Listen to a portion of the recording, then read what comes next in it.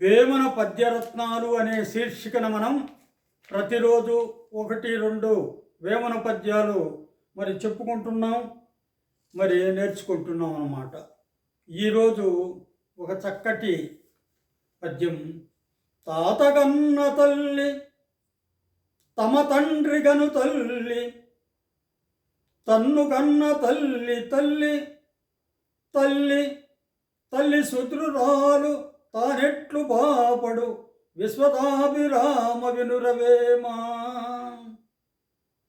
అంటే మామూలుగా మనకు భగవద్గీతలో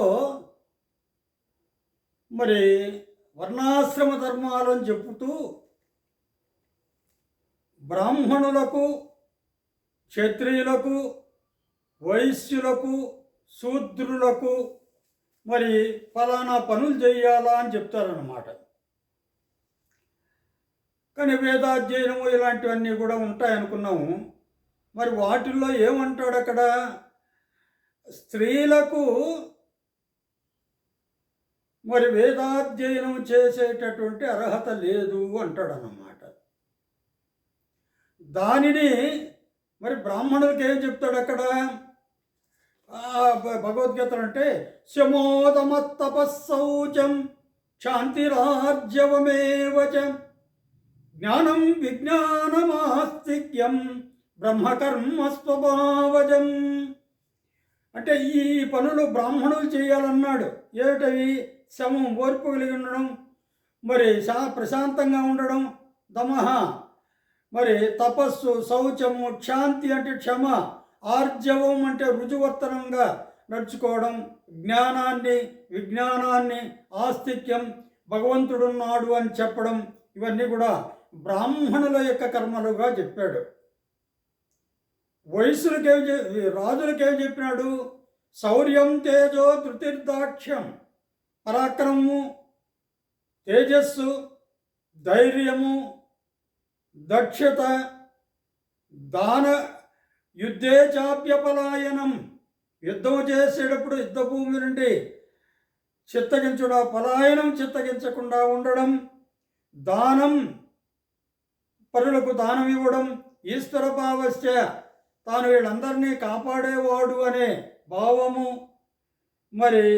క్షాత్రం కర్మ స్వభావజం, ఇదంతా కూడా రాజులకు స్వభావ సిద్ధమైనటువంటి కర్మలు అని చెప్పాడన్నమాట. ఇంకా వైశ్యులకి ఏమన్నాడు? కృషి గోరక్ష వాణిజ్యం వైశ్య కర్మ స్వభావజం. కృషి అంటే వ్యవసాయం, గోరక్ష అంటే ఆవులను మేపడం, కాపాడడం, ఇదంతా అన్నమాట. వాణిజ్యం, వ్యాపారము, ఇవి వైశ్యులకు స్వభావ సిద్ధంగా లభించేటటువంటి కర్మలు అని చెప్పాడన్నమాట. శూద్రునికి ఏమన్నాడు? పరిచర్యాత్మకం కర్మ శూద్రస్యాపి స్వభావజం అన్నాడు. వీళ్ళకి అందరికీ పరిచర్యలు చేయడం. ఎవరికి? బ్రాహ్మణులకి, క్షత్రియులకి, వైశ్యులకి, వీళ్ళందరికీ పరిచర్య సేవ చేసేటటువంటి ధర్మము వైశ్యు ఈ శూద్రులకు అని చెప్పాడన్నమాట. అందువల్ల ఇక్కడ ఎక్కడా కూడా అలాంటి ఇప్పుడు క్షత్రియులకు, బ్రాహ్మణులకు, వైశ్యులకు గొప్ప గొప్ప కార్యాలు చేసేటటువంటివన్నీ చెప్పాడు కదా. ఆడవాళ్లకు నిషిద్ధము అనేది కూడా మనకు, ఆడవాళ్లకు అందులో ప్రవేశం లేదు అని చెప్పడం అన్నమాట చెప్తారు.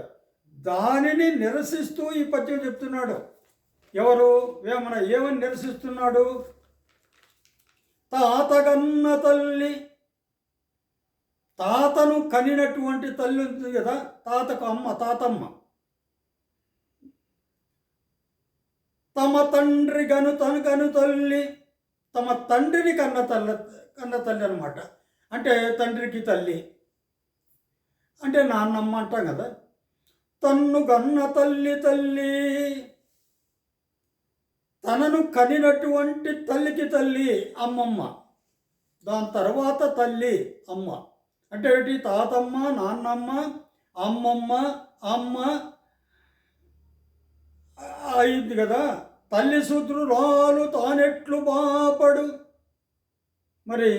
వీళ్ళందరికీ తల్లి శూద్రురాలైతే వాళ్ళకందరికీ పుట్టినటువంటి ఈ బ్రాహ్మణులు పుట్టినటువంటి మగవాడు ఎందుకు ఏ విధంగా బ్రాహ్మణుడవుతాడు అని స్త్రీలకు మరి హక్కు లేదు, చేసేటటువంటి వాళ్ళు శూద్ర లక్షణాలు కలిగి ఉంటారు అని చెప్పడం వల్ల వాళ్ళకు పుట్టినటువంటి వాళ్ళు గొప్పవాళ్ళు ఏ విధంగా అవుతారు, వాళ్ళు ఏ విధంగా మరి అని అంటారన్నమాట. అంటే వీళ్ళంతా కూడా శూద్రులకు పోలే స్త్రీలకు వేదాధ్యయనం నిషిద్ధమన్నారు. శూద్రులకు మామూలుగా బ్రాహ్మణ క్షత్రియ వైశ్యులకు మరి నియమాలు ఉన్నాయి. శూద్రులకు వేదాధ్యయనం చేయకూడదు అనేది కూడా ఉంది. పాత రోజుల్లో ఎవరైనా సంస్కృతం నేర్చుకోవాలి అంటే ఆ సంస్కృతాన్ని చెప్పేటటువంటి గురువులంతా కూడా సంస్కృతాన్ని నేర్చుకునేటటువంటి వాళ్ళను గది బయట కూర్చున్నబెట్టినటువంటి సందర్భాలు కూడా చాలా చోట్ల ఉన్నాయి. అంటే ఈ బ్రాహ్మణ క్షత్రియ వయసులకు మాత్రమే సంస్కృతం వేదము ఇదంటే, ఎందుకంటే సంస్కృతం వాళ్ళ దృష్టిలో ఏంటంటే సంస్కరింపబడిన భాష, అది దాంట్లో స్వరాలు ఇవన్నీ ఉంటాయి, ఇవన్నీ వీళ్ళు పలకడానికి రావు కాబట్టి ఈ శూద్రులకు అవి చదవడం నిషిద్ధము అని చెప్పారన్నమాట. ఆ నిషిద్ధ జాతిలో శూద్ర జాతిలో ఆడవాళ్లను కూడా చేర్చారు. మరి వాళ్ళు కన్నటువంటి వాళ్ళే కదా ఈ మగవాళ్ళు బ్రాహ్మణులు వీళ్ళంతా కూడాను. మరి వీళ్ళు గొప్పవాళ్ళైతే అర్హులైతే వాళ్ళ కన్నటువంటి తల్లులు ఎందుకు అర్హులు కారు, వాళ్ళే విధంగా శూద్రులు అవుతారు అని చెప్పేసి నిరసిస్తూ మరి మనకు వేమన ఈ చక్కటి పద్యం చెప్పాడు. మరొకసారి పద్యాన్ని చూడండి. తాతగన్న తల్లి తమ తండ్రి గను తల్లి, తన్నుగన్న తల్లి తల్లి తల్లి తల్లి శూద్రురాలు తానెట్లు బాపడు విశ్వదాభిరామ వినురవేమ. ఈ పద్యలో ఎన్ని తకారాలు ఉన్నాయి చూడండి. తాతగన్న తల్లి, తాతగన్న తల్లి, తండ్రి గనుతల్లి, ఈ విధంగా అన్ని తకారాలు ఉన్నాయి. మామూలుగా ఒక అదుకనైన ప్రజాకవి అయినాడు, మహాకవి అయినాడు అన్నమాట వేమన పద్యాలన్నీ కూడా రోజు చెప్పుకుంటున్నాం. చక్కగా ఇందులో ఉన్నటువంటి భావాలను, ఇందులో చెప్పుకున్నటువంటి విషయాలను ఆస్వాదించాలని మరి అందరూ కూడా మరి గొప్ప ఈ పద్యాలన్నీ కూడా నేర్చుకొని గొప్ప నీతి నియమాలు కలిగిన వాళ్ళు కావాలనే ఉద్దేశంతో ఈ వేమన పద్యరత్నాలను మేము ముందుస్తున్నాను. ఓం తత్సత్.